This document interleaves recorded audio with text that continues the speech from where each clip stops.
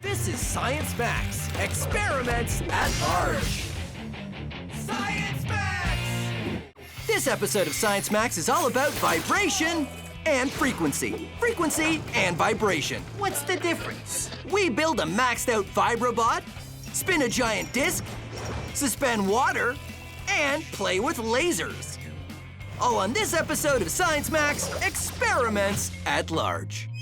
Greetings, Science Maximites, and welcome to Science Max Experiments at Large. My name is Phil, and today on Science Max Experiments at Large, we're going to be looking at vibration. Vibration is when things go back and forth, and back and forth. All kinds of things vibrate, like pendulums. Pendulums. Wait, and pendulums. Pendulums are designed to swing back and forth. Stop that. Also, metronomes.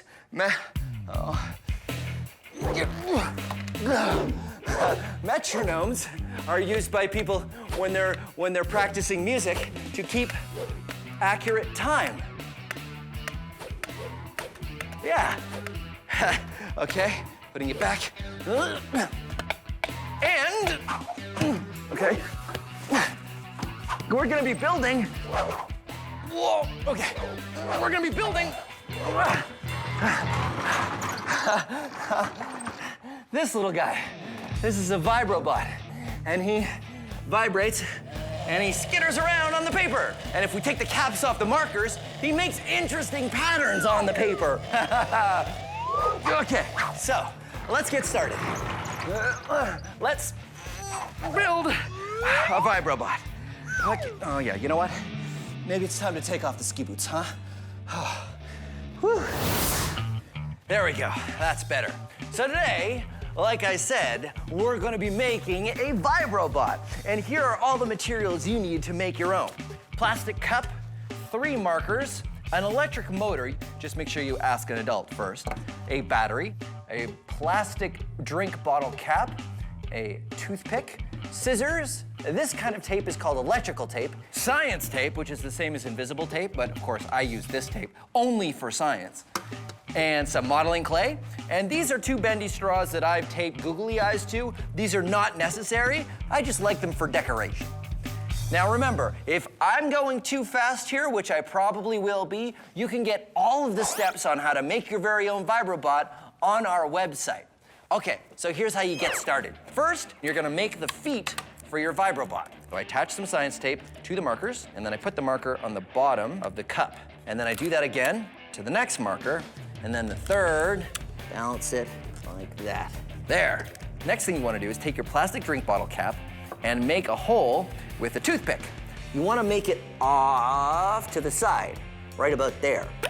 Just like that. That's so when it turns, it will be off center. That's what's gonna give us our vibration. So once you've made that hole, take some modeling clay and stick it in the cap to give it some weight. When you've done that, stick it onto the shaft of your motor like this. See how it's off center there? Now we just need to attach it to the vibrobot. I just put it right here on the top, and I like to attach the battery to the back of the cup. And now finally, we're going to attach the eyes. We take some science tape, and we put the straws over here. I am Vibrobot. I am here to vibrate. Take me to your leader. So then you attach your tape with the wire to the top of the battery there, and then the other wire to the bottom of the battery, just like that. And let your vibrobot make some art. Ha ha ha ha. Now, if the battery is new, your vibrobot might be jumping up and down quite a bit. So you can do what I like to do and add some more weight, and then you make better lines with your vibrobot. And your vibrobot makes art. How long will he last? Probably till lunch. And there you go, vibrobot art. Art made by a robot. How cool is that? So that's what we're gonna do today. I'm gonna meet Chris from Logix Academy, and he's gonna help me max out the vibrobot. Plus, we're gonna learn a little bit more about vibration. Come on.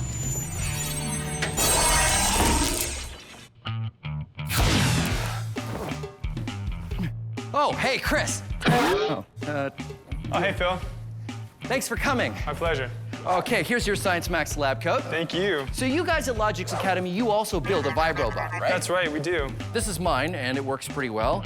That's awesome. So I want to max this out. Cool. So I thought we would start with, instead of this motor, we would start with this motor. Wow. It used to be a round circle, but I cut it off so that it's off-center. Perfect. I've also got, this is our battery. Fantastic. That's as far as I've gotten so far. Well, it looks like we need a frame next. Right, something to be the cup. That's right. So we just need some sort of larger cup. Ooh, how about that metal shelf over there? Oh, this thing? Yeah. This is just something I keep my parts on. It's perfect. Really? Yep, the shelves will house everything that we need, and it looks like it'll be strong enough to hold everything together. Now, the vibrobot had markers on the bottom of it. That's right. To make a little pattern. Should we try that with this? Because we're going bigger, what if we use paint and paintbrushes instead? Okay, sure. We could attach paintbrushes to the legs. Pass me one. All right, so now all we need to do is get some paint and some paper. That's right. And we can fire it up. Okay, let's move it over this way.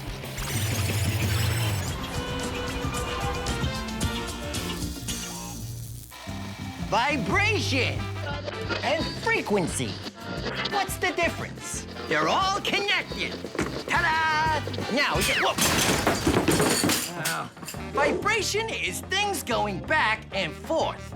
Back and forth. And back and forth. It's a cycle. Cycle, 25 bucks. Oh yeah, it's the wrong kind of cycle. Never mind. Well, if that's vibration, then what's frequency? Well, frequency is a measure of how fast or slow, how frequent those vibrations happen. Look at this bowling ball. Look. It is swinging back and forth, but not very fast. You could say it has a low frequency. We measure all kinds of things by their frequency. This thing is terrifying. When you turn the dial on your radio, you're tuning in to different frequencies of radio waves. Hey, look at this punching balloon. It's going very fast. You could say it has a high frequency. So, now you know. Vibration is something going back and forth, and frequency is how quickly it does it. Ramona, the bowling ball keeps coming through everything. How do you turn it off? Okay, back to our main experiment. Chris and I are taking a vibrobot and maxing it out. We have a large motor and a battery, and we're taping it all to some shelving. Just like our small vibrobot, our motor needs something to make it unbalanced when it spins. That's what will cause the vibrations. It's just taped. I haven't attached it in any other way. Do you think that's okay? As an engineer, I have superior faith in duct tape. Okay, well, that's good to know. We're also adding an on-off switch and some paintbrushes on the bottoms of the legs so our maxed out vibrobot can make art just like the small one. The final step, dipping the brushes in paint and setting it on a big piece of paper. We fire it up and it immediately shakes everything off the shelves. Oh! It totally spilled all the stuff on the shelves. The motor shakes the vibrobot a lot. But there's a problem. All that shaking is starting to take its toll on the shelves. The wheels come off, the screws come out, and finally... Whoa. It totally shook itself apart. Destroyed itself. The shelving unit just completely falls apart when it's being shaken. Vibration is really hard on the structure of an object. We need something more sturdy, something that can take weight. Steps, maybe? Yeah. Okay, hold on. Okay.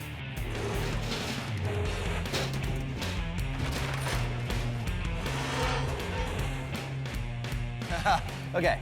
Yeah, this looks much better. Okay, great. So we build the new vibrobot out of this. So more paintbrushes, Bigger motor, more paint, more everything. more everything. All right, good. This is a pendulum. It's just a weight suspended on a line and anchored from above. Pretty simple. Pendulums were used for hundreds of years for all kinds of reasons, but most famously in clocks. Why were pendulums used in clocks? Well, here's why. Let's mark every time the pendulum hits the bottom of the swing, right here. Okay, watch. All right, now here's the question. How fast will the beeps be if I swing it from much higher up? Let's find out. No matter how high the pendulum swings, it keeps the same frequency. That's why they were used in clocks, because it could swing for a long while, and even though it would lose energy, it would still keep perfect time. The frequency of a pendulum doesn't change, no matter how high it swings or how much weight is on the bottom. The frequency comes from how long the line is. Now this is a pendulum wave. Because each bowling ball has a line that's a different length, they have a slightly different frequency. They start out swinging together, but soon they start to make interesting patterns.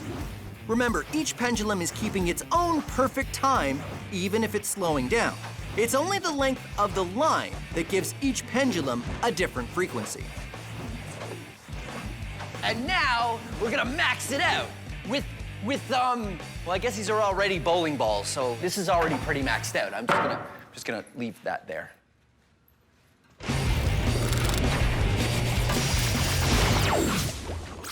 These are balloons.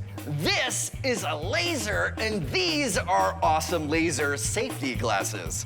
Now, lasers are made of light, and light has a frequency. In fact, each color of light has a different frequency. This is a red laser. Check it out. Yeah, cool. This is also a very powerful laser. Oh, I can pop the blue balloon with the red laser because the blue absorbed the red light from the laser and then it heated up and the balloon popped. But here's the cool thing. I cannot pop a red balloon with a red laser because the red balloon reflects the red light from the red laser and I can't pop it. If I wanted to pop a balloon with a red laser, I need to use a darker balloon, one that absorbs the red light, like a black balloon. So there you go. Lasers, frequencies of light. I'm gonna keep this red balloon because it's always nice to have a balloon. Chris and I are maxing out the vibrobot, but our last version shook itself apart. Now the plan is to start with something more solid and try again. We found some very solid steps and added an even bigger motor, an even bigger battery, and attached a half-circle wheel to make the vibrations when the motor spins. We add some paintbrushes and fire it up.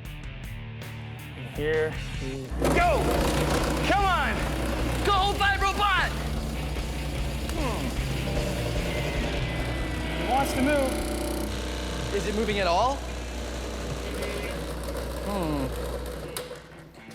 So it's still not working. It's sort of getting caught in the paper and it's on the paintbrushes. And the paintbrushes seem to be absorbing too much vibration, and then the paper's stopping it as well. So why don't we remove the paintbrushes? Yeah. And we might as well remove the paper if we don't have any more paintbrushes. Yes. And we'll see what happens. We'll see what happens. Okay. No paintbrushes, no paper. Okay. Now let's try it. 3, 2, 1, go! Yeah! Aha! It's moving. Not bad.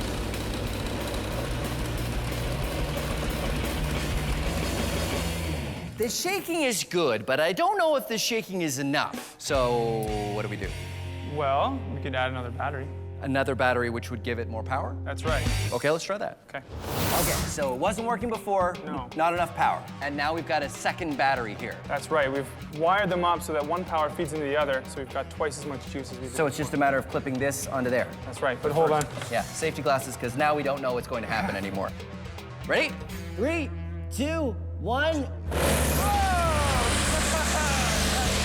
The extra battery makes a big difference. The new vibrobot shakes around and only shakes itself apart a little. All right, Whoa. that was amazing. Okay, so all we needed was more power. That's right. I think it didn't have enough power to vibrate up and down, and that's why it wasn't moving every time it hit the ground. So I think if we're gonna use this much power, I think we need to build it again. Okay. Build it even stronger and with a bigger motor. Yeah? And more power. And then maybe I ride it. You think we can build that? Of course. Of course. Okay, let's do it.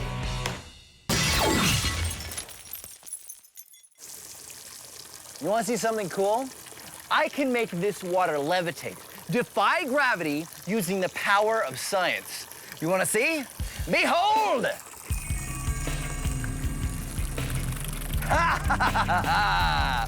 Gravity-defying water. I can even make the water go very slowly.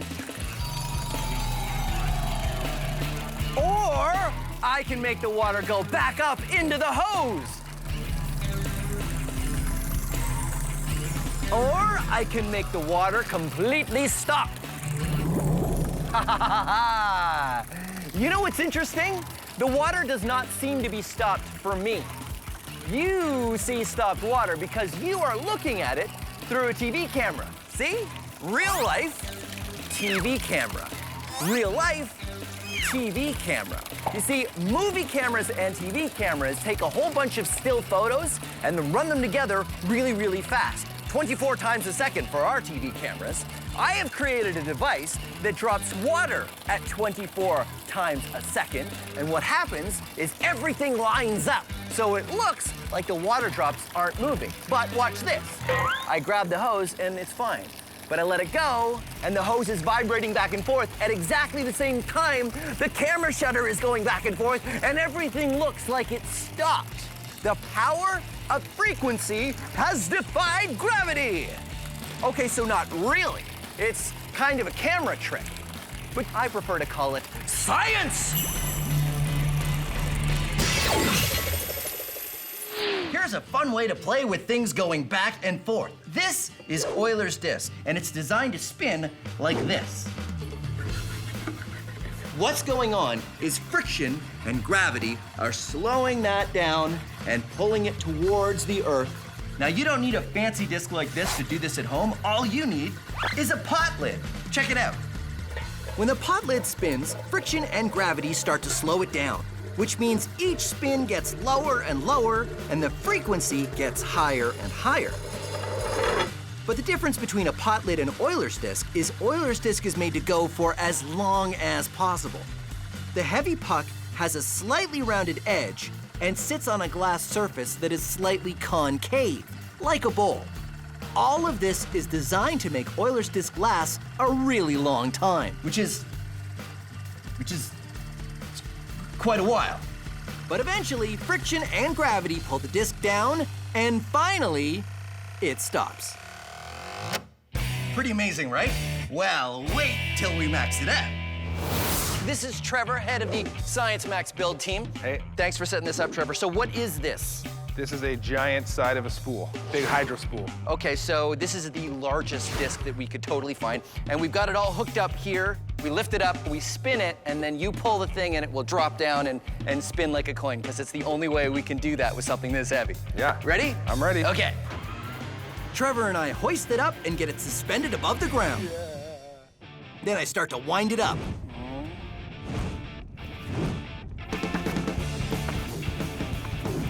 Ready? When it's going fast enough, And go, Trevor! Trevor pulls the release and it turns out a 200-kilogram spinning disc works exactly the same. As it spins and rolls, gravity and friction work on it, and the frequency speeds up as it gets closer to the ground until it stops. Giant Euler's disc. Nicely done, Trevor. That was awesome. That was great. Let's do it again. All right.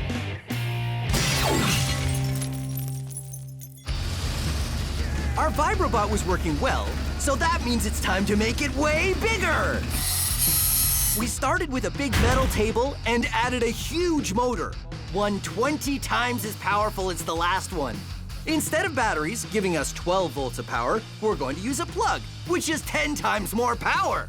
We've added an off-center wheel for vibration, bolted the motor to the frame, and added a protective cage all around to prevent anything from flying off. It even has a seat for me to ride. Okay. Okay. You ready? Ready? Here we We go. fire it up and it's very shaky.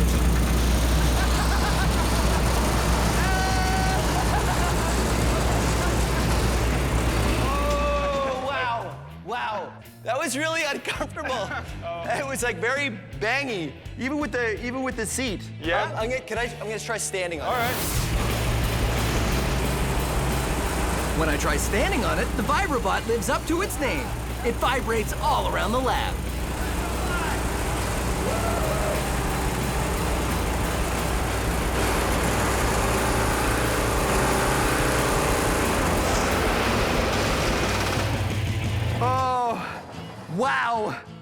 My legs are numb to the knee. I'm not surprised.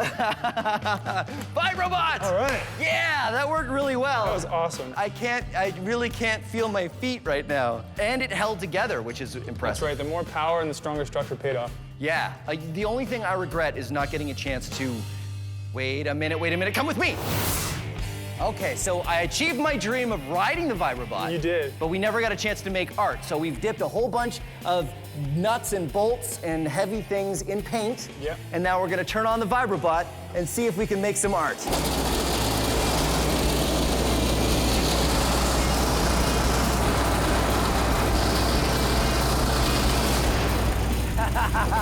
Let's see how it looks. Oh, wow. Ta-da! Vibrobot art. Vibrobot has been a huge success, and we got some art to keep. High fives. Well done. Science Max, experiments at large. Who gets to keep the art? Rock, paper, scissors. Okay.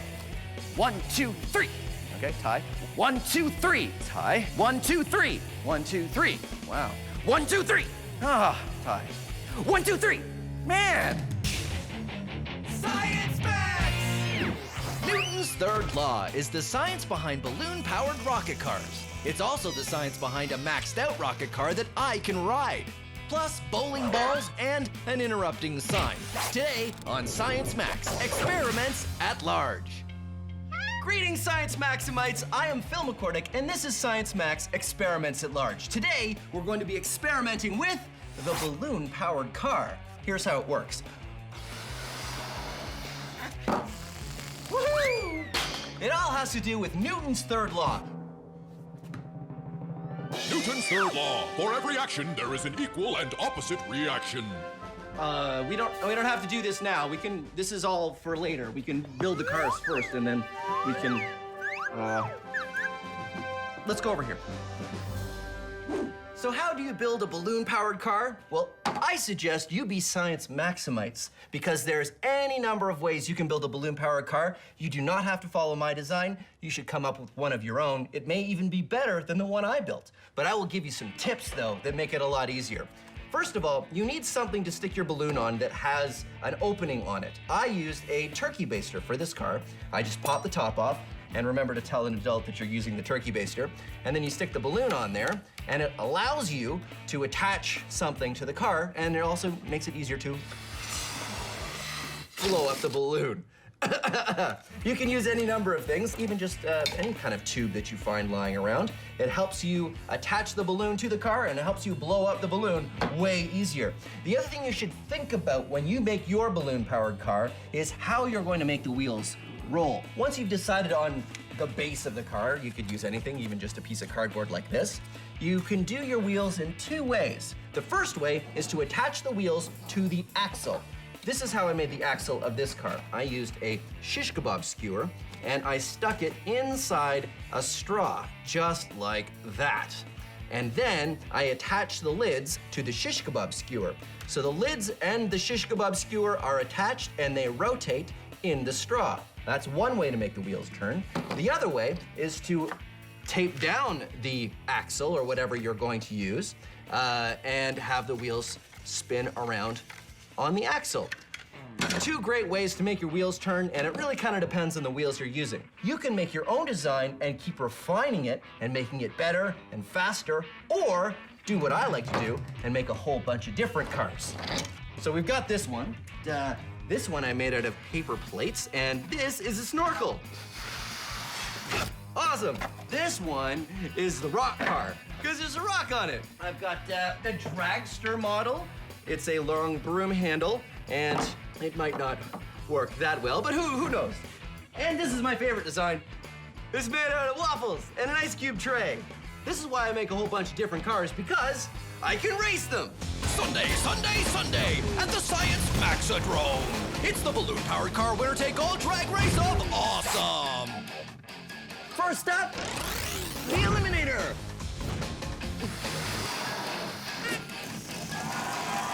Woohoo! Better late than never, it's the Procrastinator.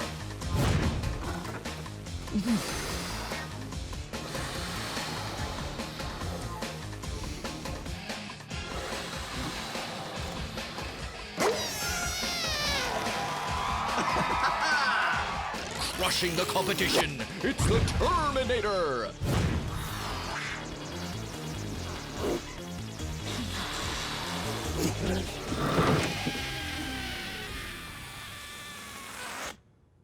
Feel the chill of the refrigerator.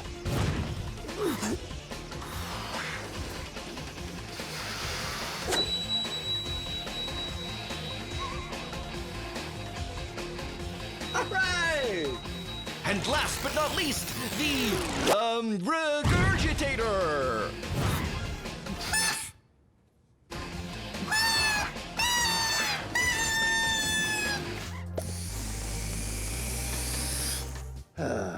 Well, when you build your balloon-powered cars, you can figure out what worked or what didn't work and try modifying your designs to make them work even better. That is science. And now we're gonna max it out because this is Science Max Experiments at Large. So we're gonna take that small balloon-powered car that we just built and we're gonna make it much, much bigger. I'm gonna go to the Center for Skills Development and Training and we're gonna use the science behind the small balloon-powered car and we're gonna make it big. That science is Newton's third law, but there's plenty of third law. there's, For every action, there's there is plenty an of time equal for this and later. opposite We're not doing this bit now. We're doing that bit in a minute. So we could. No, I said we're doing it later. We're doing it later. Here.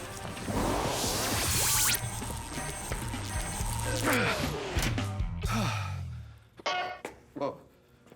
Hi, Sarah. Hi, Phil. This is Sarah, and she's got a master's degree in physics from McMaster University. That's right. And we're going to be talking about Newton's third law. Oh, look out, duck! Sorry. There was a sign that kept coming in. Never mind. Newton's third law. Well, what is that? For every action, there's an equal and opposite reaction. Right. So how does that work with our balloon car? Ah, cool. Okay, so if you blow up the balloon, what's gonna happen when you release it is the air is gonna push out with a certain force, which in turn is gonna cause the cart to move forward with the exact same force. Yeah, works great. So how come it doesn't work with my rock car? Ah, wow. Well, actually, it did work. So the balloon still pushes with the exact same force, which causes the cart to have the exact same force push forward, but your rock is really heavy, so you probably didn't see it move. Oh, so a lighter cart works better with the same amount of force. That's it. Well, there you go. Newton's third law. What? Newton's third law. For every action, there is an equal and opposite reaction. I'm really starting to dislike that sign. Phil, are you okay? Yeah, I'm fine. Our small balloon-powered car works because of Newton's third law. For every action, there's an equal and opposite reaction. The air pushing out the balloon this way pushes the car with the same amount of force this way. So, in order to max it out, the plan is just to get a bigger wheeled cart and a much bigger balloon. So, everything should work out the same. Okay, so sorry. Oh, I thought what we would do is in order to max out the balloon-powered car, what we need is a cart to start with, and then I ride it. And we have a giant balloon, and then I go. Do you have a giant balloon? Ha ha ha ha! Giant balloon! So, step one, Sarah blows up the balloon. Okay.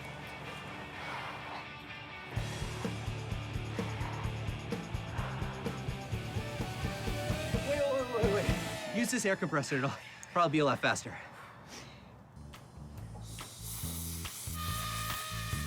Sarah and I get to work blowing up the balloon, and it takes a long time. A very long time.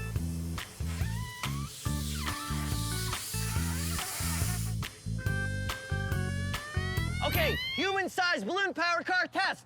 Take one. All right, Sarah? You got it? Yeah. Okay, let it go. Okay, go! Let it go. I did. You did let it go. I just let go. Nothing is happening. It's not coming out fast enough, and you're a bit too massive. I don't think it's gonna work like this. Really? Yeah. Okay. Balloon-powered car test 2. No fill. I'll just take it. What happened? I don't think it worked. The balloon popped. Phil, are you okay? This is why you wear protective eyewear. Yeah. So, that didn't work. No. No. Should we get another balloon? I think we need something else. Okay, well, the air coming out of the balloon just didn't have enough force, so. We need the air to come out with more force. Yeah, do we get, what, a bigger balloon?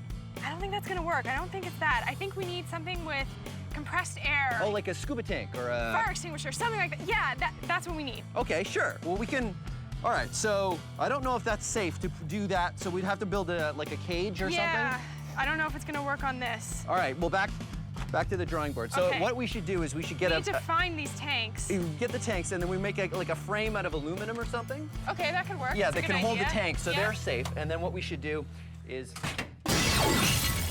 Who was Isaac Newton? He was a mathematician and probably #1 on the list of top scientists of all time. Albert Einstein said, Isaac Newton was the smartest person that ever lived. You've got to be special if Einstein is calling you smart. Newton's 3 laws of motion was a huge idea, but did you know Newton also came up with the idea of gravity? The famous story is that in 1666, Isaac Newton was sitting under an apple tree when he watched an apple fall and wondered why. Hey everyone, I just invented gravity, which was a big relief because up until then, everyone was just floating around. Okay, so it didn't happen like that. He didn't invent gravity. He gave a name to this invisible force and then described how it works. Not only did it make things fall down, but it was the same force that kept the moon circling the Earth and the Earth circling the sun. And he invented a new kind of math to explain how. We now call it calculus. See? I told you he was smart. He's very smart.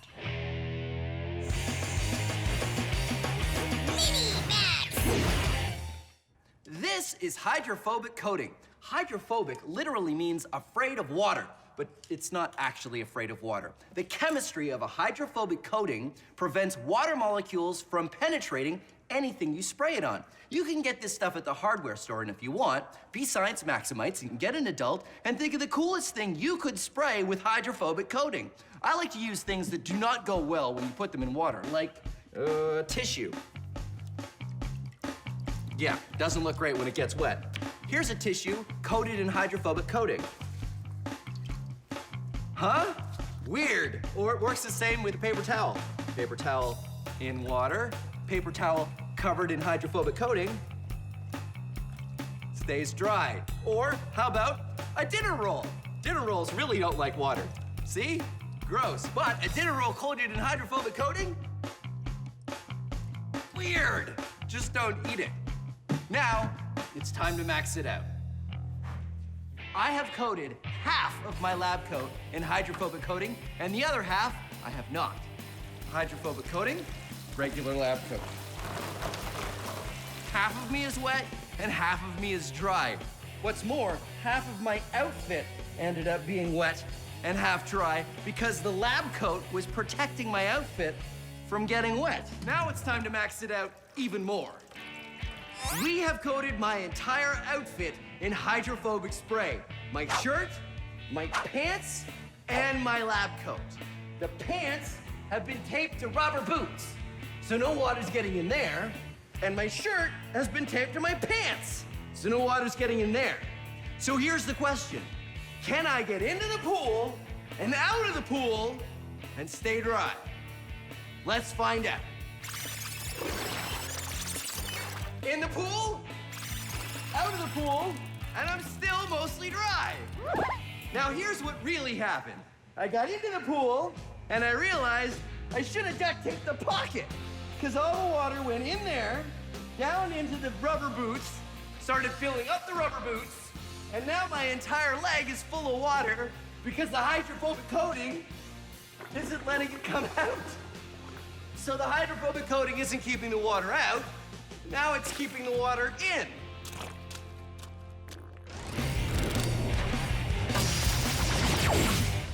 Let's take a closer look at Newton's third law. Newton's third law. For every action, there is an equal and opposite reaction. Okay. All right, let's watch it back. When the sign hits me, I exert a force on the sign in the opposite direction. That makes the sign stop moving. It also exerts an equal force on me, causing me to fly off in this direction. Now, if I was to push this sign, I'm not only pushing the sign this way, but my feet are pushing against the ground in the opposite direction. It's Well, it's really easier to see if I'm not standing on the ground. No, hold on. Okay, so, huh? Oh, okay. So now that I'm hanging, watch. I push on the sign, but when I exert force on the sign to make it go this way, I go that way. Well, actually, it doesn't work as well because the sign isn't as heavy as I am. So wait, I have this over here. This is a barrel, and it has stuff in it, and it weighs as much as I do. Okay, so watch. If I push on the barrel like that, I go away from it as much as it goes away from me. So, there you have it. Newton's third. No, hold on. Newton's third law. Newton's third law. Okay, go. Newton's third law. For every action, there is an equal and opposite reaction.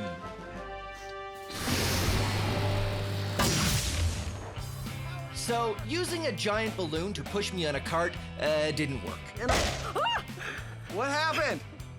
The plan now is to use the compressed gas cylinder. Just like a balloon, these cylinders contain a lot of air. If we get a cart and put a gas cylinder in a cage for safety on the back and open the valve, the escaping air might have enough force to push me. This is 2 cubic meters of air. If we were to put it in a balloon, the balloon would be this big. But if we compress the air, we can fit it all into one of these, a steel tank. This is what we're going to be using next for our air-powered car. Got it? Yep. All right. Good. So Sarah and I have been hard at work, and we've built the air-powered cart. We can't call it a balloon-powered cart anymore because now we've got a compressed air tank, so it's not a balloon that powers it. Exactly. Okay, so I'm gonna sit on here, Sarah's gonna turn on the tank, and I'm gonna go.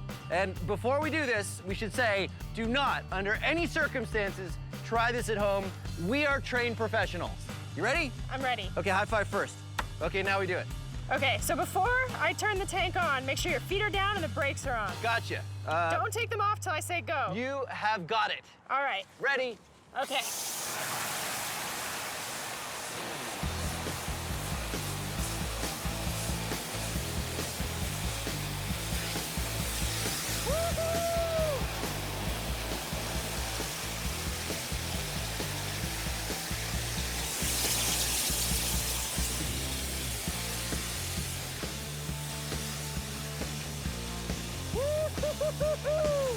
Yeah! It worked. Yeah, it did work, but I feel like it could work better.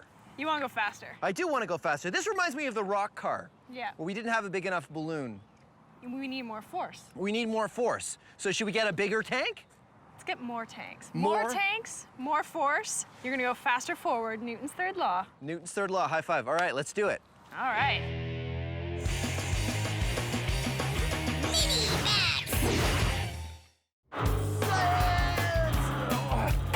Whoa. This is Newton's cradle, and it's a really cool toy that demonstrates all kinds of laws of motion, including Newton's third law. What you do is you pull this one ball out, and when it hits these balls, they exert force on that ball to make it stop moving, but it exerts force on these balls, which travels through the balls and makes this one on the end fly out, like that. Now, there's a lot going on here, but you can really see how the force is equal that you put in and you get out if you use 2 balls. I swing 2 balls up, and 2 balls go out that side. Isn't that cool? Now, it wouldn't be Science Max unless we maxed it out, so come on. Whoa, okay. This is one we built out of bowling balls. Bowling balls. Bowling balls. Instead of smaller balls, and I think it's gonna work the same way. Let's find out. You throw one out, and yeah, it works the same. Okay, now let's try it with 2 balls. Okay, ready? Wait. And 2 balls, throw them out. And 2 balls on that side. All right, so there you have it. Whoa. Newton's third law. Oh. Newton's third law. For every action, there is an equal and opposite reaction. So our single pressurized tank created enough force to move me, but not very fast. The plan now is to do 2 things. First, we're going to triple the amount of thrust by using 3 tanks. We're also going to use some pipes that lock into each other to give me an initial push. These pipes slide together, and when the air is turned on, the pressure in the pipes will cause them to slide apart, which will push me forward. After that, I use what's left in the tanks to keep going. All right, now it's time to max it out. I've enlisted the help of a few more Science Max people. Thank you very much, Corey. You'll see now we have 3 tanks of compressed gas, and we've also got this nifty little contraption. How does this work, Sarah? All right, so each tank is attached to a tube, Yeah. and you can see that each tube goes into this one main tube. So when we turn them on, pressure's gonna build up, and we're gonna go forward with more force. Well, that's great. And Reed is stacking cinder blocks, thanks Reed, up so that will push, the pipe will push against the cinder blocks, and then I'll go Or it goes that forward. way. All right, well, are you guys ready? I'm ready. All right, let's do it. Now, again, I have to say, thank you, Corey, I've got it. This is something you definitely don't want to try at home. We are all trained professionals. We have a physics degree here. We've got TV people that make sure that this is safe. So watch it and enjoy, but please don't try any of this at home. Okay, I'm ready. Sarah, count me down. 3, 2, 1.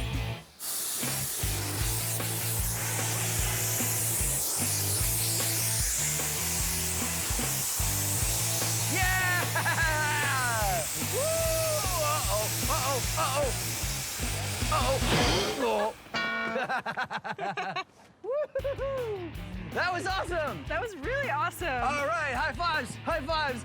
Yeah, yeah, yeah, yeah. And it's raining now, so it looks like we're gonna have to stop. So thank you very much for joining us on Science Max Experiments at Large in our episode on Newton's third law. Science Max! Today, I'm maxing out the power of water.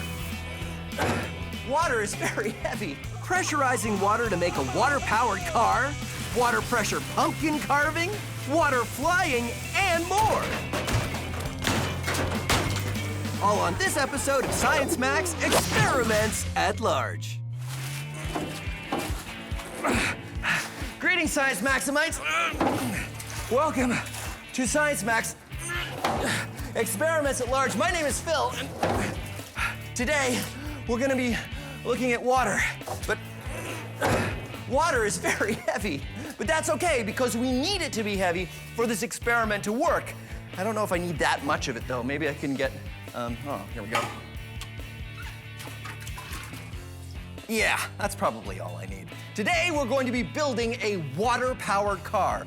You'll need a base for your car, like this styrofoam, water bottles, shish kebab skewers, straws, scissors, elastics, paper plates, tape, a square of paper towel, modeling clay, vinegar, baking soda, water, and glue or a hot glue gun if you have an adult to help you, and... yeah, I know, this one is pretty involved. That's why you should go to the website for step-by-step instructions. Take your paper plates and glue 2 together to make a wheel. Then make 3 more. Wrap elastics around your base and then tape straws on the bottom. Trim them down, maybe about that much. Then take your shish kebab skewers and push it through a water bottle cap to make a hole. Then stick one wheel on, put the skewer through the straw, and do the same thing on the other 3 sides. Then take the water bottle cap and get an adult to help you make a perfect hole in it so that it fits your straw.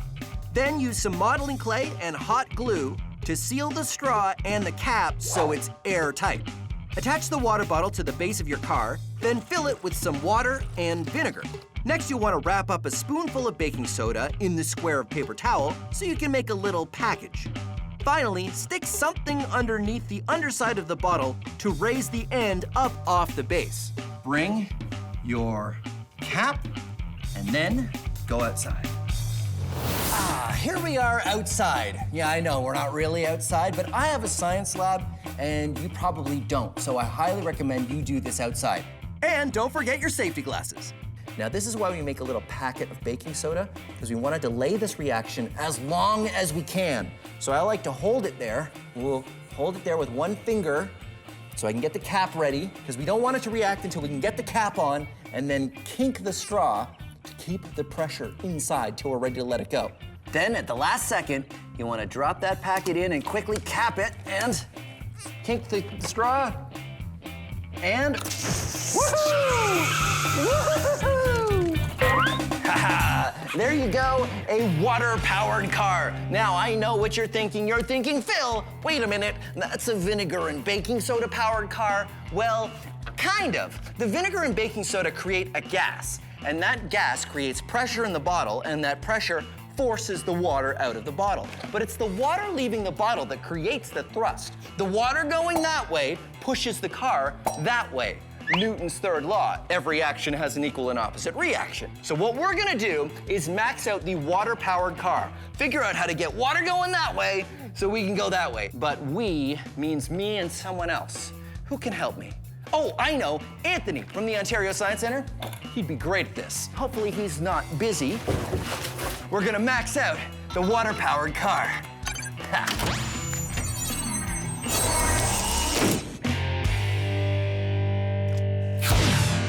Anthony! Phil, sorry about that. Did I scare you? Don't worry about it. How you doing? Awesome, thanks. Great. I was wondering if I could get your help on an experiment. Yeah, okay. Which one? I'm building a water-powered car. It's gonna be great. It's Science Max headquarters. I'll show you. Phil? Anthony, I'm here. Whoa. Phil, where are we? Oh, this is the parking lot for Science Max headquarters. So, Okay. today, I want to max out the water car. This thing is awesome. Yeah, so what you do is you use vinegar and baking soda, Yeah. and you pressurize this container, and, Okay. and the water shoots out that way. So the car goes this way. Newton's third law. Every action has an equal and opposite reaction. Yeah, you know your Okay, stuff. This okay. is why you're here. This is because I could really use your help and advice on how to make this bigger. Okay, so we're gonna need a bigger tank to pressurize. So this, what about something like this? So we need something that can hold pressure. Do you think this would work? I don't know if we'd wanna... And we'd have to put like pressure fittings on the barrel, like cut a hole Yeah. and weld them on. I don't know if that's... Something tells me this wouldn't work. So we Okay, need, sure. I got some other stuff over there maybe that we could use. Check this out. Yeah, I think this would work. This would work a lot better. Well, this is my stand-up wash tub base. Your what? So yeah. we'll reuse it. Yeah? Okay, you know what I'm thinking Yeah. now, though? I know Yeah. this... The problem is, I think this is like an oil drum, right? It is. And, It's an oil tank from a house. and these things are not built for pressure. You can get water tanks that you pressurize. Like hot water heaters, yeah, you can pressurize. They're built for that stuff. You pressurize them in your basement, and then the water travels up to like the top your floor. shower That or makes, something like that. So all we need to do is get a pressurized water tank, Okay. put water in it, put pressure in it, and put it on wheels. And then we open the valve and it goes, right? That sounds amazing. All yeah, right. let's get to it, man. Okay. we I got need, some water tanks over here in this corner of the parking lot. Seriously? Being a chef is my absolute passion. And cooking up science recipes is my speciality. I'm Buster Beaker, and this is Cooking with Science. Oh, hello. When you're a professional chef like me, you spend lots of time perfecting the perfect recipes. I know my way around a kitchen, and today I'd like to show you one... That's not the fridge. Oh. Today I'd like to show you one of my favorites. Quail truffle gazpacho cakes on a plate of ice. Beautiful. And here's how to make it. Take some quail, some truffle, and some gazpacho and put it into a cake. Delicious. And here's the interesting part. How to make the plate of ice. Ooh, how did I do it? Well, I tried many different methods, and none were very successful.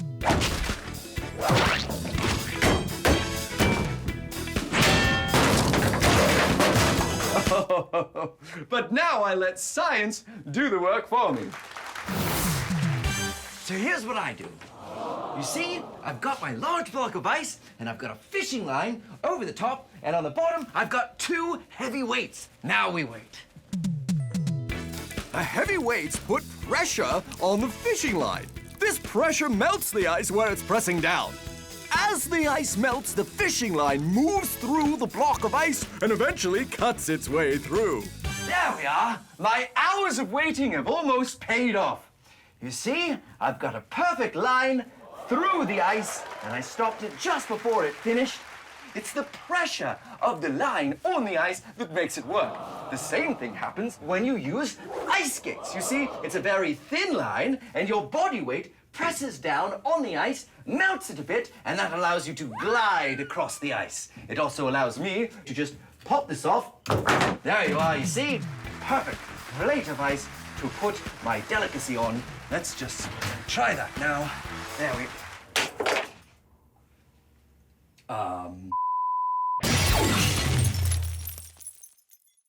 So I've joined Anthony, and we're going to max out our water-powered car. Our small design works by creating gas, which creates pressure, which forces the water out of the bottle, creating thrust. Our new plan is to get a water tank, put it on wheels, and put water in it. Then we use an air compressor to pressurize the air inside. When we open the valve, the water is forced out this way, which causes our water car to go that way. Okay. Ha-ha! So, water car, maxed out version, Huge. water tank. And filled with lots of water and lots of air. Too. Yeah, pretty good, right? Whoa. It's a lot of it. So, Did it mess up my hair? no, you look fine. You look great. Okay, good. Now, the only thing left is we just gotta open this valve here, right? Yeah. You want to do the honors? Yeah, let's do it, okay. Okay, here we go. 3, 2, 1, go! We open the valve, and our pressurized tank moves forward. The air pressure in the tank forces the water out with enough force to move the tank. Awesome! That was awesome! That was a great run, yeah. That's amazing. So, pressurized water tank on wheels. Totally worked. Totally works. Total success, yeah. So, because this is Science Max, the only thing we can do now is make it bigger. Bigger, right? exactly, Okay. yeah. So, problem is, I don't think we're gonna find a tank bigger than this one. Yeah. So because then it would be too heavy, right? exactly, Much way too bigger. heavy. Maybe what we can do is just get a lot more water, Okay. and then we find a way to pressurize the water. Oh, so don't pressurize the whole tank, just the stream of water that's going out As of it the tank. comes out, exactly. Something kind of like a fire hose. A fire hose, right. So we take a big container of water, right? and I guess we would need a pump. Yeah, like a pump would be perfect. So then we suck the water out of the container, put it through the pump to pressurize it, shoot it out of a fire hose. And then our car goes flying. Goes flying. Okay. Yeah, let's do it. Yeah. All right. Amazing.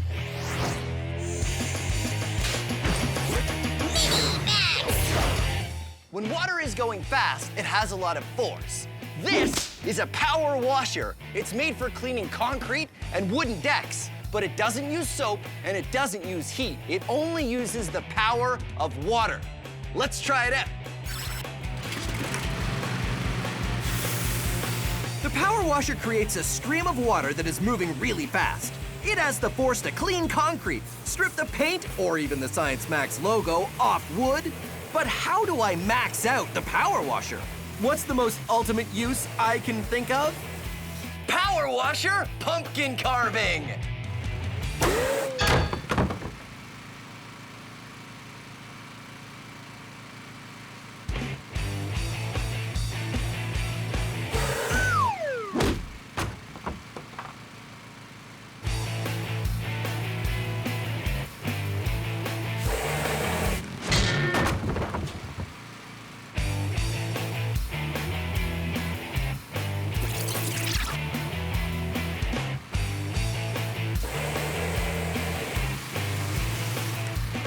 The power of the pressure washer creates a stream of water strong enough to make short work of my pumpkin.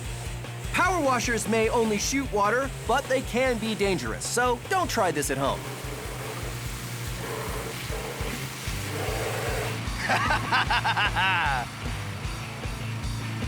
Yeah, science!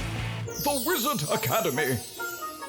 All you have to do is demonstrate true magic, and you'll be granted entry. Send in the next candidate. Oh, no, not Overwhelmo. Did someone say Overwhelmo? No, wait, no, next. Oh, not that. Okay, good, okay. Behold, it is I, Overwhelmo!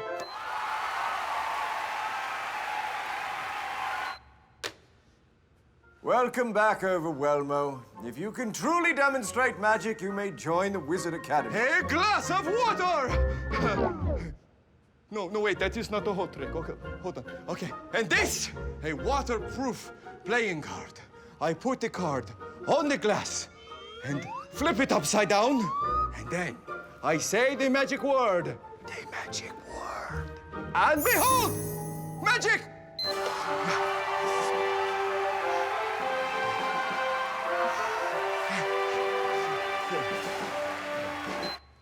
Yes? Is that it? Yes? Well, it's not magic. It is defying gravity. Nope. The water would fall and the card would fall to the floor. It's not magic. This is magic. No, it's science. Horse feathers.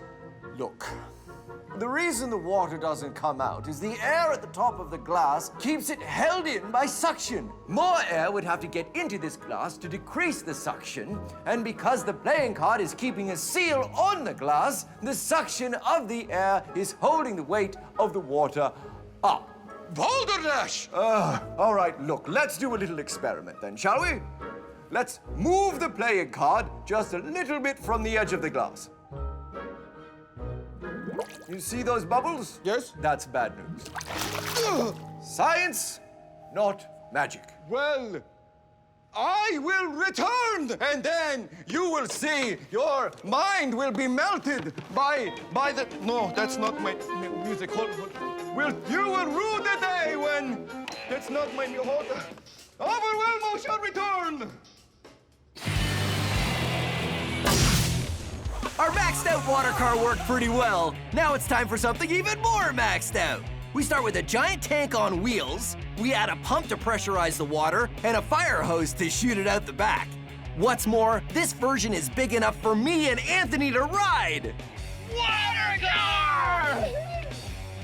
Amazing! Is the more super improved water car. This tank holds 1,000 liters, and right now it has 720 liters of water. We have a pump. That's right, our water pump. So the idea is we take the water from this container out through your hose, really pressurized, going really fast that way. Our car goes really fast this way. All we gotta do is just turn on the pump, and we're ready to go. So we fire up the pump and the water stream comes out really strong. So strong I can barely hold on to it. Here we go! But even so, there's a problem. What's going on back there? I got it!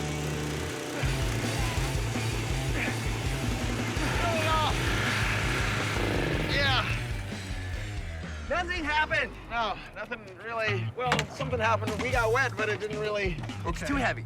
Too heavy. So you're on it and I'm on it. That's a lot of weight. We don't ride it. That's something. Yeah. Also, this is kind of going crazy. Yeah, because if nobody's holding it, it's just gonna flap around. So we'll have a brace here. Yeah. Shoots it that way. That's good. And then we'll need, I feel like we'll need something to kind of propel it. Maybe a better propulsion system. Kind of like one of those steamboats. So we put a big paddle wheel here. Exactly. And we aim it, I guess we aim it down at the, yeah, exactly. like that. And then at the paddle wheel, and then the paddle wheel spins, and that propels the car. Exactly. Right? Right. Okay. Okay, well, We can do that. Let's do it. sounds good, Put yeah. it together. You know what? I have a paddle wheel because I had a failed hydroelectric.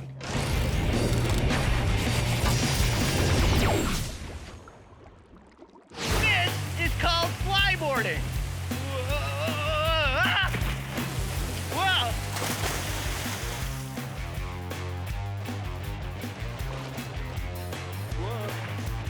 Whoa.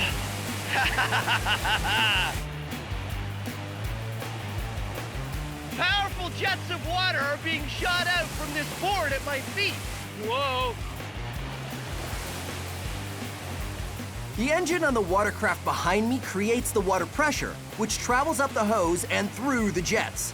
The force of the water is strong enough that I can use it to fly around. So what's the difference between this and a water car? Well, We don't have to take that much water with us because it starts in the lake and ends up in the lake.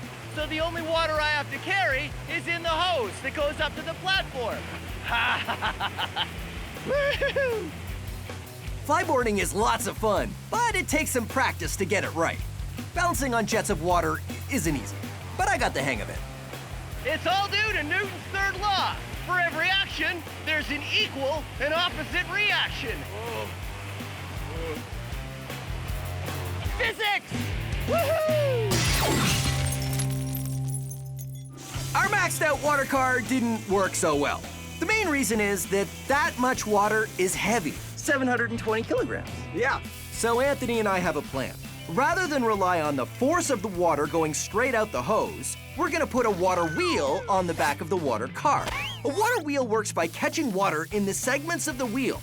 The weight of the water on one side of the wheel causes it to start turning. But we're gonna use the weight of the water and the pressure of the water. Hopefully, both combined will be enough force to turn the wheel, which will drive our water car forward. A little construction and we have it ready to go. Okay, so here's the latest version of the water car, water wheel. Yeah. All right. Yeah, there we go. We try it out, but there's a problem. The trick with the water car is the water itself weighs a lot. Every liter is 1 kilogram, so our 720 liters we start with is way too heavy to get the car moving in the beginning. But as the water gets pumped out, there's a sweet spot where the weight is low enough the water car might move. But then there's only a little water left, so it's a balancing act. We fill it again and see if we can come up with a plan. Okay, new and improved version, only half full. So the idea this time is because we're starting with it only half full, right? Yeah. Then it'll begin to go a little easier because it won't have as much weight as it had the last time we did it. And Phil, Yeah? I can't even move this thing. What? I think there's too much fuel. There's too much. Yeah, there's no way we can move this. There's no way this is gonna be able to. Even half full, you Even can't half full, move I it. think we need less fuel. We gotta get down to like maybe like a quarter or something like that. The thing is, we ran it from the full tank last time, and it never Okay. moved at all. What if we gave it like a push to kind of help it get over that little bump of energy? So give it the first push when it's still got a bunch of water in it. We give it a bit of a push, and then maybe it'll go in its own. Exactly. Okay. Wanna Yeah. get it go? Absolutely. Let's do it. We start the pump and wait for the amount of water to get to just the right spot. Then we give it a push while it's still kind of heavy to start it moving. Sure enough, that push makes all the difference. The water car is light enough to roll, has some momentum to keep it going, and the force of the water coming out the pump is enough to keep it moving forward on its own. Still going. All right. Amazing! Yeah! Look at it, man. This thing worked like a beauty. It worked all. It went all the way. Yeah. Way to go. The water car, finally a success. It was the push. It was the push. That's all we needed to get it going. A bit of a push to get it going and a lot less water, and there you go. It totally works. All right, you want to do it again? Absolutely. All right, here we go. Okay. See you next time on Science Max Experiments at Large. So much easier to push it without any water inside it. Science Max! Put on your helmets for this episode of Science Max. We try to build a human-sized cart powered by inertia, plus Newton's laws from a caveman to crockery. Inertia on Science Max Experiments at Large. Greetings, race fans and Science Maximites. I am Phil McCordick, and this is Science Max Experiments at Large. Today, we're going to be experimenting with the drag racer. Huh? Pretty cool. It works like this. You pull the string and get the wheels going really fast, and then you let it go, and it just drives away on its own. The interesting thing is that I don't have to push it, it goes by itself. It all has to do with Newton's first law of motion, which is an object at rest tends to stay at rest, and an object in motion tends to stay in motion. Yeah. Let's get building. Here is everything you need to build your very own dragster. You need some popsicle sticks, some straws, and some shish kebab skewers. I love these. You can get these at the grocery store. Let's see, some elastics, and of course you want wheels, and I just cut my wheels out of cardboard. So here's a quick explanation of how to build your dragster. First, use anything round to trace 3 circles out on your piece of cardboard. Remember, you want 2 big and 1 small circle. Then, cut out your wheels. Then it's time to make the frame of the dragster using popsicle sticks and elastics. Just put 2 popsicle sticks together, then wrap the elastic band around them to keep them together. First you build one side, then the other side. Then add some pieces across the middle to give it support. Remember not to put any popsicle sticks too near the ends because they'll get in the way of your wheels. Next, cut the straws into small pieces and use an elastic band to tie them to the ends of the popsicle sticks. Then it's just a matter of sticking the shish kebab skewer in a wheel, passing it through the straws, and sticking on the other wheel. Don't forget that the small wheel goes in the middle at the front. You can trim the skewers afterward by just breaking it off short. If you want step-by-step directions on exactly how to do this, you can go to our website. It's all right there. Now the last part is wrap some string around the back axle so you can pull and the wheels will spin. Let's check it out and see how it works. Didn't work that well, did it? That's because we haven't added the secret ingredient. Plasticine, the perfect secret ingredient for all of your dragster needs. And also sculpting, because that's what it's for. Remember how I said an object at rest tends to stay at rest, and an object in motion tends to stay in motion? Well, the heavier something is, the more force you need to change its direction, either get it moving or make it stop. That is called inertia. It's the tendency for an object to resist a change in motion, either getting it going or making it stop. So, the heavier we make the wheels of our dragster, the more they will resist a change in motion. So what I've done is I've stretched out my plasticine, and then you roll the wheels of the dragster around in the plasticine, and this will make each wheel way heavier than just the cardboard by itself. And it will make it much better in terms of keeping the dragster going, because if the wheel has more weight, it will have more inertia. Now, I have to wrap the string around the back axle, just like that, and there we go. All right, let's try it out. All right, let's give it a shot and see how it works. Pull on the string, get the wheels going real fast, and there it goes. Now, of course, this is Science Max Experiments at Large, and we are going to do it again, and we're going to do it much, much bigger. That's why I'm going to the Center for Skills Development and Training.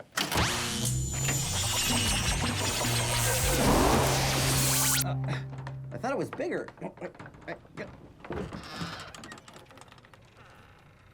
Oh, right. Hey, Chris. Hey, Phil. How you doing? Chris is from Logix Academy, and he is going to help me max out our dragster. Now, you guys at Logix Academy go into schools and build all kinds of cool stuff with the students, right? That's absolutely right. This is our dragster over here, actually. And this one has an electric motor, which is kind of fun. And these gears touch. Ooh. Wheels get going. I like that. And... Oh, all right. See, our dragster works on good old human power. You pull the string, and there it goes. Now, you have a physics degree, right? I do. Which means you know Newton's first law of motion. Of course, an object at rest tends to stay at rest. And an object in motion tends to stay in motion. I thought it was gonna come from over there. Yeah, come on. All right, Chris, I want to make a dragster big enough that we can ride. Whoa, okay. Well, it's gonna have to be pretty big. Yeah, I think we have enough wood, though, right? Yeah, And looks like oh, look, I've got some wheels. Perfect. These are bike tires, and I filled them full of air, so they're bouncy. Check Excellent. it out. Whoa, it's okay. So, yeah, we build our frame out of wood, Yeah, attach the tires on, and then find a way to get them spinning. and if the tires are spinning, Yeah. we don't actually have to push the cart because it'll just go on its own? That's the idea. The inertia should carry, in the wheels, should carry us down the track. So in this case, the object in motion is the wheels. That's right. And it wants to stay in motion, which means that when it hits the ground, it'll push the cart. And hopefully us too. And hopefully us too. All right, let's get building. Let's do it. So Chris and I get to work building the dragster. Our maxed out version is gonna look just like the popsicle stick version. A triangular frame with 2 large wheels at the back and a small one at the front. What's more, we're gonna do the same thing to get the wheels spinning. We're gonna attach a rope and give it a pull. When we drop it down, the inertia of the wheels should make the dragster take off. All right, here we have our dragster. This is nice, Chris. Yeah, it looks good. So the only thing I don't understand is what are these for? Right, so these are gonna help us lift the wheels off the ground, like this. Oh, okay. Pull it back, and what's gonna happen is we're gonna run real fast with that string, and we're gonna give it a little kick, and hopefully it'll take off. Ah, all right, I like it. So I just run backwards as fast as I can. Fast as you can. All right, here we go. Ready? Yep, ready. Okay, safety glasses on. And, oh, wait, did you want to sit on it, or? Oh, right. Let's wait until we see it working, and then we can... Okay, dry run. Okay, dry run. Ready? Go!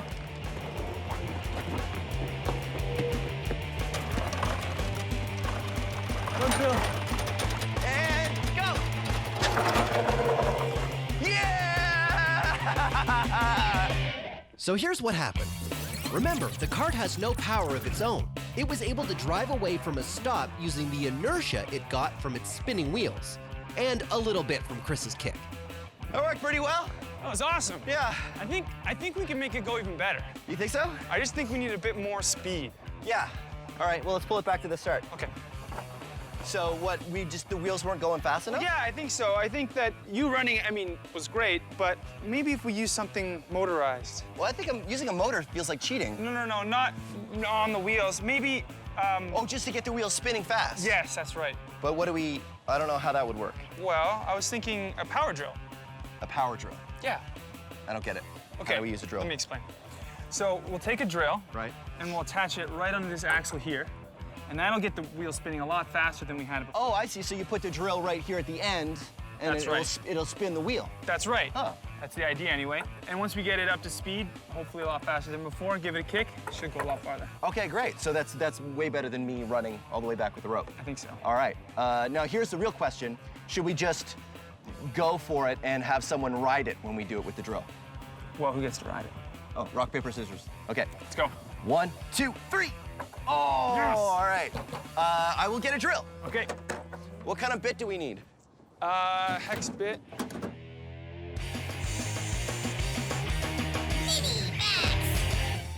Here's a fun experiment you can try. If you have something heavy, like this glass of water, and you put it on a piece of paper, you can experiment with inertia.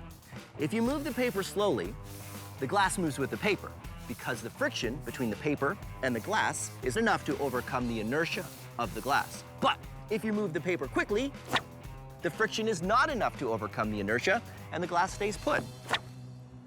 And now, let's max it out.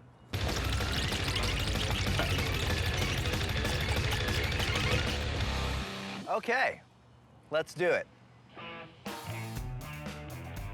All right, now you might be tempted to try this at home, and you can, but please, for me, promise that you'll let an adult know you're about to do this. And don't use breakable plates. Use plastic plates, because this will take a couple times of practicing before you get it right. Put something on the plastic plates, because the heavier they are, the better it will work. All right. Did I mention not to do this at home unless an adult knows you're doing it? I cannot stress that enough. Okay, deal? All right, deal. Here we go.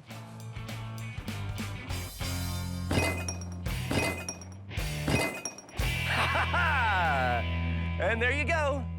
Newton's first law. Thank you. Our dragster worked pretty well, but now we're gonna try sitting on it and seeing if the inertia of the wheels is enough to accelerate the dragster and the human rider. Because we're gonna need a lot more inertia, we're gonna make the wheels spin even faster using a drill. All right, power tools! Yeah, power tools! Woo! Yeah!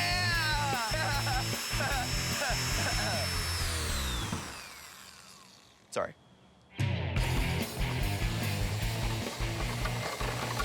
When I attach the drill to the wheel, it works really well. Yeah, that is really gonna work. All right, let's do it for real. So, what do you want? Helmet or blast shield? Blast shield. Blast shield. All right, there you go. You ready? Go. There you go. Whoa, man. Okay. Remember, the faster the wheels are spinning, the more inertia they will have. Ready? Ready. And...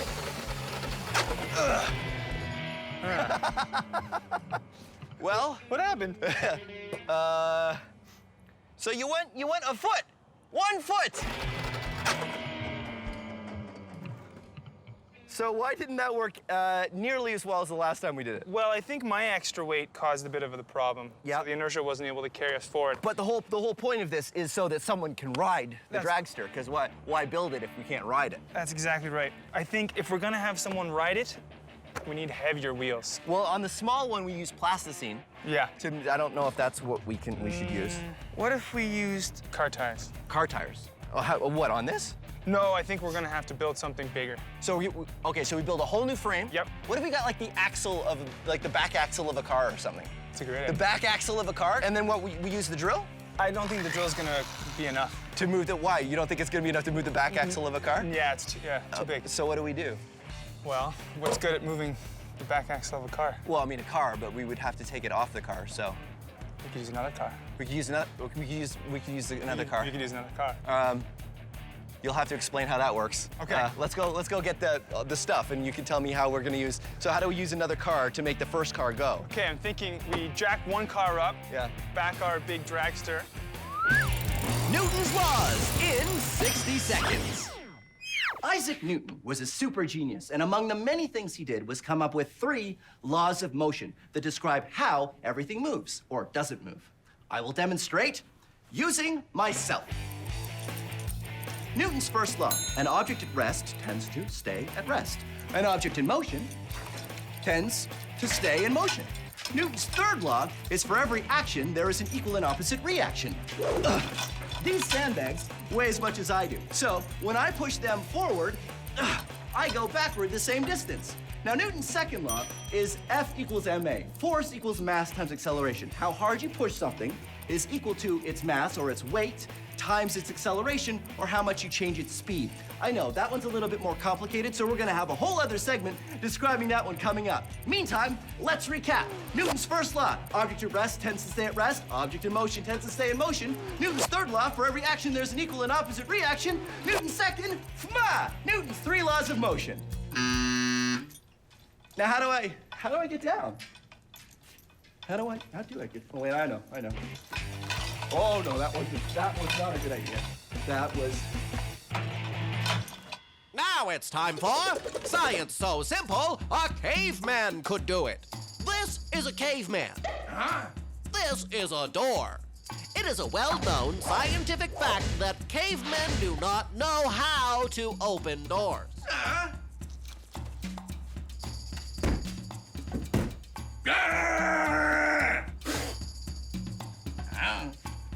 This is Newton's second law. Force equals mass times acceleration. Our caveman thinks he can open the door if he uses force. Well, what if he was to walk briskly into the door? Then the force that he will hit the door with will be equal to his mass, or how much he weighs, times his acceleration, which will be walking speed to 0. It didn't work, did it? No. Looks like we need more force. If we want to increase the force, we need to increase the mass, increase the acceleration, or both. A rock! That's perfect. If the caveman holds the rock, he has a greater mass. Now we just need to increase the acceleration, which means going faster. Let's try running. Go on. A little further. That's good. Now the caveman is going to run at the door. To get more force, we've increased the mass to a caveman plus a rock. And we've increased the acceleration to go from running speed to 0.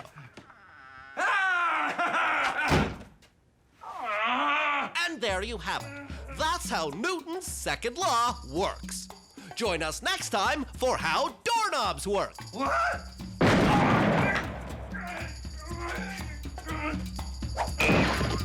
Our inertia-powered dragster just wasn't maxed out enough. So Chris and I built a second dragster, the Dragster Mark II.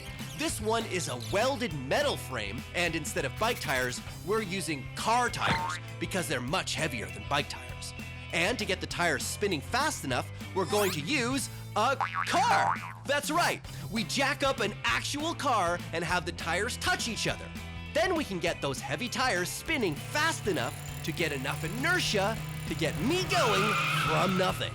The Science Max build team pulled out all the stops on this one. Just like the smaller version, the dragster has to be up on jacks so the wheels don't touch the ground as they get spun up. The wheels of the dragster touch the wheels of this working car, which is also jacked up.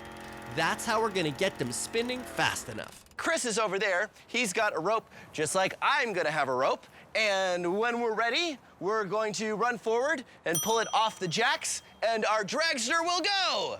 We hope, right? That's the plan, right? Yep. All right. I think it's gonna work. I think we should do it. Ready, Chris? Ready. You ready, Paul? Ready. Fire it up.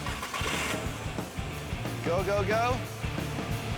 Faster, faster, faster. Keep Faster, going. faster. Keep going. All right, Chris. After 3, right? 1, 2, 3, go. Nice. It's pretty good. Yeah, that worked. All right, I think, are we ready for me to be in it? I think so. All right, we're gonna do it. The helmet's in the Max van. Do you have the keys for the Max van? Keys for the Max van.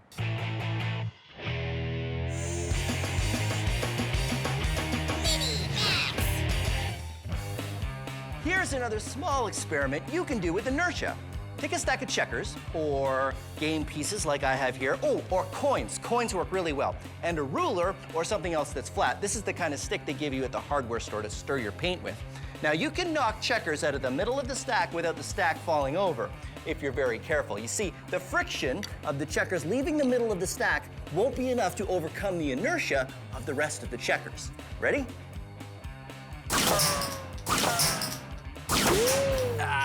Now, let's max it out. Oh, I have these pizza boxes, and they should work the same way. You see, you get a stack, and don't worry, I've already eaten all the pizza. And I put them on there like that, and now I need a ruler. And what I've got is this cricket bat. You see, it's got a nice flat edge, just like the ruler. Now, if this works right, I can hit it hard enough to knock out just 1 or 2 pizza boxes, and the rest of the stack should stay. Here we go, ready? Science! Awesome. And there you have it. Newton's first law. An object at rest tends to stay at rest, and an object in motion tends to stay in motion. An object in motion tends to stay in motion. Usually there's a sign that kind of... Well, our inertia-powered dragster worked really well. And now it's time for the final step. Me, riding it to glory! Now, I know it probably doesn't need saying, but don't try this at home. Not that I think you really can try this at home because this is kind of involved, but I figured I should probably tell you guys just in case you were tempted to try it at home. We know what we're doing. We know what we're doing, right, Chris? Yes. Yes, yes, we know what we're doing. All right. Fire it up. Keep it going. Keep it going. All the way. Whoa. All the way. 3, 2, 1, go! Woo! Yeah! Yeah! Woo! How's that for inertia? Wow, look at that. That's amazing. Cool. High fives! Yeah! Let's recap. The weight of the tires, as well as how fast they were going, provided enough inertia to accelerate me and the weight of the dragster. The objects in motion, the wheels, wanted to stay in motion so much they moved the dragster all by themselves. Inertia, and Newton's first law of motion. Thank you for joining us on Science Max. Let's go again. Your turn? Yeah, my turn. Okay. Woo.